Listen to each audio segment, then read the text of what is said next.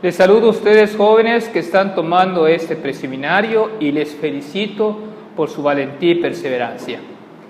El tema que quisiera desarrollar con ustedes es el de la encarnación y sus repercusiones en nosotros.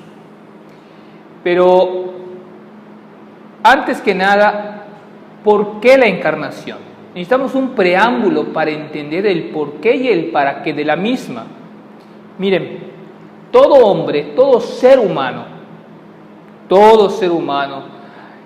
a lo largo de toda la historia y de todas las culturas y todas las civilizaciones, han manifestado el deseo de Dios, un deseo de unión con Dios.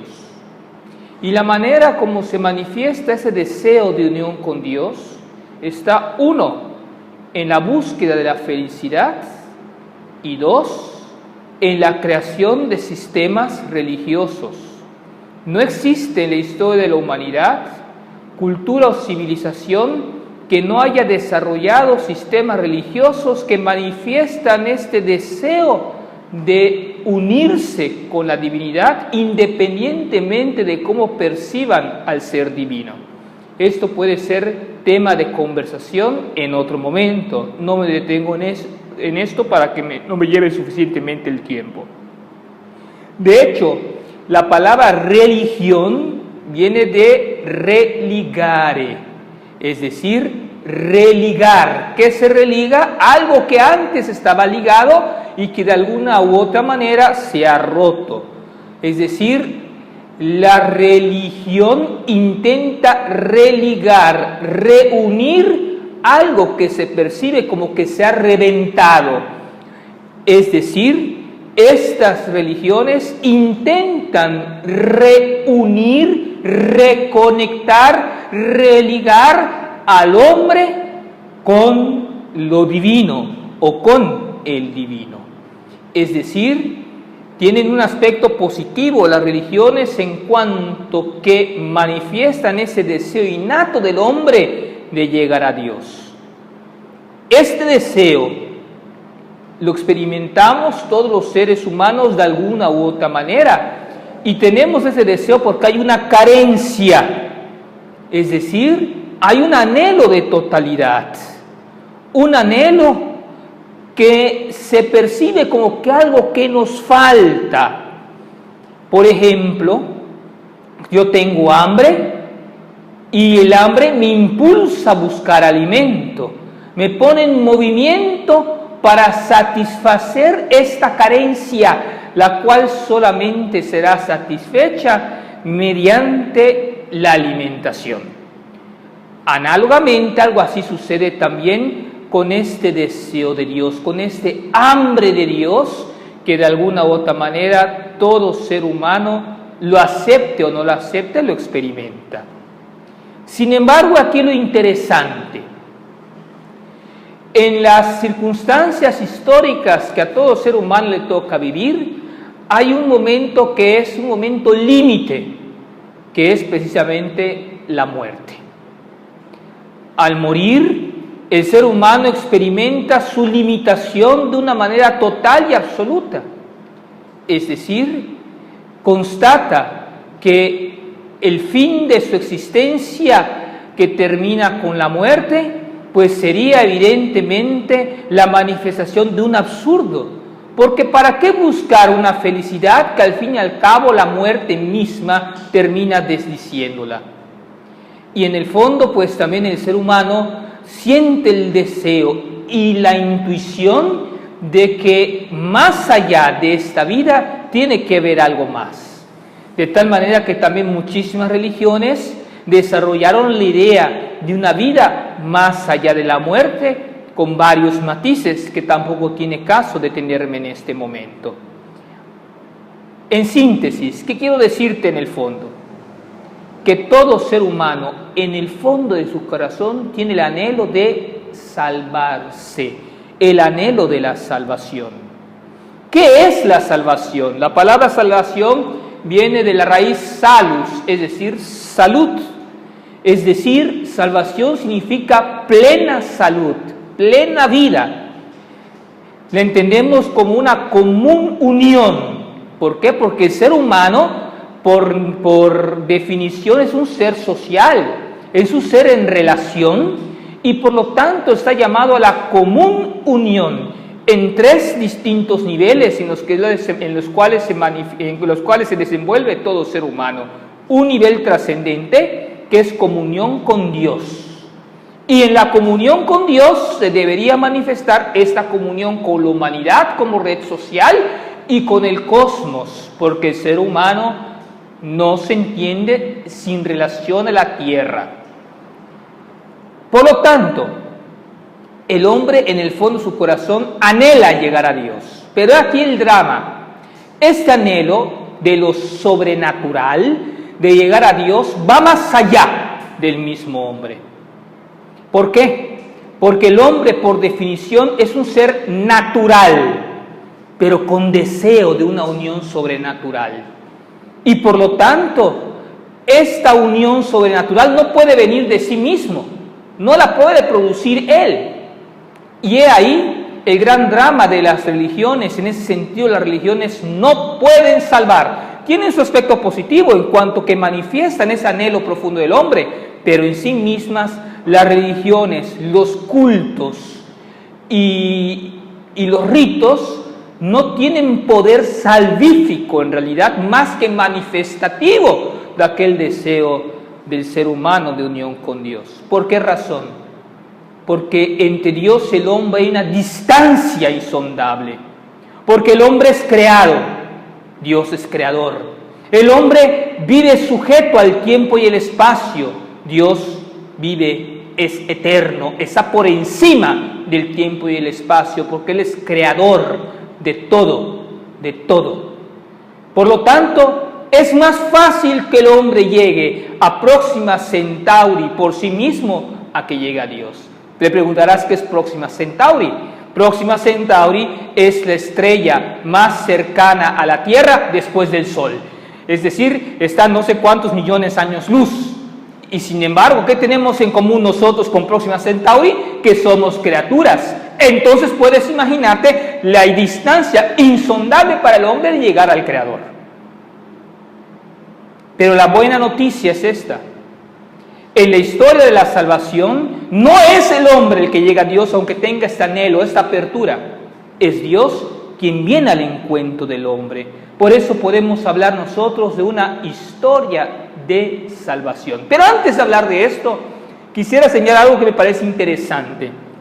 El libro del Génesis, en el primer relato de la creación que puedes encontrar en tus Biblias, en Génesis capítulo 1, versículo 1 al capítulo 2, 4a, ahí lo puedes encontrar en tus Sagradas Escrituras. Es interesante notar cómo el hagiógrafo, es decir, el escritor sagrado, describe la creación de todo con esta palabra: y dijo Dios. Este y dijo Dios es muy importante. ¿Por qué? Porque quiere decir que toda la creación, es decir, Dios crea por medio de su dabar. ¿Qué es dabar? Dabar es una palabra hebrea que se traduce al griego como logos, que se puede traducir en español como palabra, verbo, razón, fundamento. ¿Por qué es importante esto? Porque Dios crea mediante su palabra, mediante su dabar, mediante su logos. La palabra de Dios, el logos de Dios, es no solamente algo de Dios, sino que es Dios mismo. A lo largo de la historia de la salvación, se suele decir que la historia de la salvación inicia con la manifestación de Dios a Abraham. Y esta historia de la revelación se va dando en la historia, por decirlo de alguna otra manera, porque el sentido de la revelación es que el hombre conozca a Dios. Y si Dios quiere ser conocido al hombre, tiene que entrar en el ámbito del hombre, que es la historia. Y por lo tanto, Él se irá manifestando en la historia mediante acontecimientos. Unos acontecimientos que son revelativos, es decir, acontecimientos que se dan en la historia que manifiestan la acción de Dios en favor de la humanidad y de su pueblo Israel.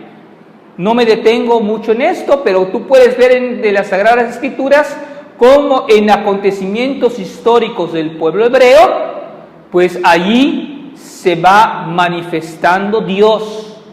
Y algunas personas son capaces de interpretar los acontecimientos históricos como palabra de Yahvé. Entre ellos destacan los profetas. Es decir, en la historia de la salvación, Dios se va revelando mediante acontecimientos. La Dei Verbum dice mediante hechos y palabras intrínsecamente ligadas entre sí. Es decir, acontecimientos que son explicados por medio de ciertas personas, sobre todo los profetas. La carta a los Hebreos, el capítulo 1, versículo 1 al versículo 3, dice que Dios ha hablado de muchas maneras, ha hablado de la antigüedad por medio de los profetas, pero en estos tiempos que son los últimos, nos ha hablado por medio del Hijo. Al llegar a la plenitud de los tiempos, sucede algo donde podemos nosotros decir que ha cambiado totalmente la historia de la humanidad. Mira, Dios está tan encima de nuestro pensamiento, de nuestra imaginación, de que no hay ninguna imagen que lo pueda contener. Ahí está la raíz por la cual que la creación de imágenes divinas que pueden ser confundidas por la divinidad están prohibidas en el libro del Éxodo, del capítulo 20, versículo 1 al 3 y siguientes. De hecho, por eso mismo hablará las Sagradas Escrituras que el hombre fue creado a imagen y semejanza de Dios. Es decir, la misión del hombre es ser imagen en el mundo de Dios. Es continuar la misión de Dios en el mundo. Al llegar a la plenitud de los tiempos, aquella palabra que se ha estado manifestando, el Logos eterno del Padre, que se ha estado manifestando a lo largo de la historia por medio de acontecimientos, llega a un punto culminante. Eso lo podemos encontrar en el Evangelio de Juan, en el prólogo, cuando dice el evangelista: en el principio existía el Logos, la palabra, y la palabra estaba con Dios. Y la palabra era Dios. Es decir, el Logos creador, dice el prólogo de Juan, y la palabra estaba con Dios, es eterna como Dios, y es más, dice el Evangelio, la palabra era Dios. Es decir, Dios se identifica con esta palabra. Es el Logos. La palabra de Dios es Dios mismo en cuanto se manifiesta, en cuanto crea, en cuanto se revela. Pero el texto dice algo más. En el versículo 14 del prólogo de Juan dice: y la palabra se hizo carne y puso su morada en medio de nosotros. Eso es importante. La palabra se encarna, encarnación. La palabra se hace humana, la palabra se hace hombre. Y continúa diciendo el prólogo de Juan en el versículo 18, Juan 1:18, a Dios nadie lo ha visto jamás. Es el Hijo quien lo ha dado a conocer. Es decir, Jesús es la plenitud de la revelación. Entra en la historia y se encarna en el seno de la Santísima Virgen María con el hágase en mí según tu palabra, como leemos en el Evangelio de Lucas. Con esto, ¿qué te quiero decir, mi querido hermano? Quiero que entiendas esto. Cuando hablamos de la encarnación, estamos hablando de que el Logos eterno del Padre, de que la palabra de Dios se hace verdaderamente hombre, se hace humano. No es un Dios que se disfraza de hombre. No es un Dios que se pone como un disfraz. No. San Pablo dirá que se anonadó a sí mismo tomando la condición de siervo. Es decir, he aquí el misterio, que la palabra verdaderamente se hace humano. Jesús es hombre verdadero, sin dejar de ser Dios, pero no es un disfraz. Es decir, Jesús verdaderamente hombre, vive la vida humana en su totalidad. Hay quienes piensan, Jesús como era Dios ya sabía todo. No. Como humano tuvo que aprender a caminar, tuvo que aprender a correr, tuvo que aprender a hablar, tuvo que aprender a leer y escribir. Como humano él tenía una psicología humana. Como humano él aprendió un idioma propio de su pueblo, el arameo, que seguramente es el que se hablaba en tiempos de Jesús. Aprendió a leer hebreo, y a leer hebreo, probablemente a escribirlo también. Por cuestiones de trabajo, tuvo que aprender algo de griego, por la relación que había con el imperio, y el griego era la lengua común en ese entonces, por su trabajo de artesano.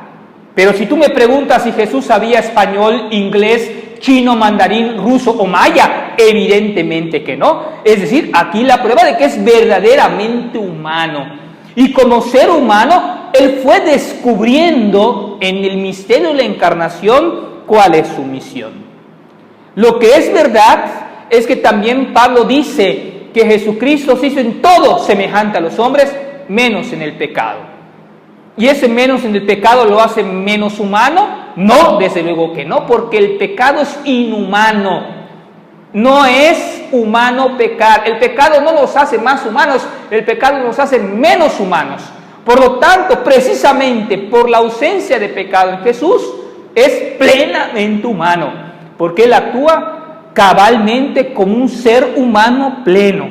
Y dice la Escritura que Él tiene como alimento hacer la voluntad del Padre. En esta íntima unión con Dios, donde Jesús mismo se experimenta a sí mismo como el Hijo. Por eso es único en la historia en referirse a Dios como su Abba, como su Padre. Encontramos en los gestos humanos de Jesús a un Dios que se revela humanamente. Es decir, ¿quieres descubrir a Dios? Tienes que ver la humanidad de Jesús. Jesús no vive para satisfacer sus necesidades. Jesús vive para ser fiel a la misión. Y cuando encontraba momentos de dificultad, vemos que Jesús se retira a la montaña, se retira al monte para entrar a solas con su Padre. El momento más crítico de su misión lo encontramos en la mitad, precisamente, de los evangelios sinópticos, donde precisamente Jesús empieza a ver que su movimiento en favor del reino empieza a causar oposición y se empieza a preguntar sobre si realmente está por el camino correcto. Empieza a anunciar su pasión en Jerusalén y muchos le quieren abandonar e inclusive muchos le abandonan. Y es allí donde tiene que subir al monte Tabor acompañado de Pedro, Santiago y Juan para confirmar si va por el camino correcto. Y es allí en el Tabor donde es confirmado en su misión y continuará su camino hacia Jerusalén. Este Jesús humano, que es revelador del Padre, es aquel que le dirá a Felipe, cuando Felipe le pregunta: Maestro, muéstranos al Padre, y esto nos basta. Y Jesús le dice: quien me ve a mí, ve al Padre, porque el Padre y yo somos una misma cosa. Este es Jesús. En la humanidad de Jesús encontramos el rostro verdadero de Dios. Y solamente podemos llegar al Padre siguiendo a Jesús, como discípulos misioneros de Jesús. Solamente podemos llegar al Padre siguiendo a Jesús. Subrayo esta idea. Y no lo invento yo, lo dice Él mismo. Yo soy el camino, la verdad y la vida. Nadie va al Padre si no es por medio de mí. Nadie va al Padre si no es por medio de Jesús. Él es el único mediador entre Dios y los hombres. Él es el camino. Y si queremos llegar al Padre, tenemos que seguir el camino que es Jesús, como discípulos misioneros.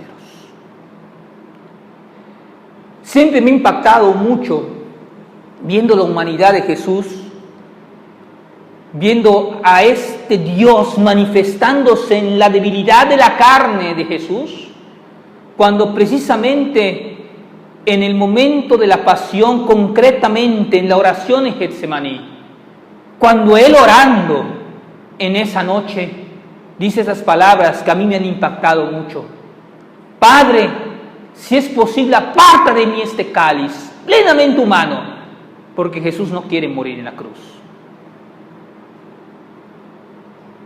Porque Jesús no es un masoquista.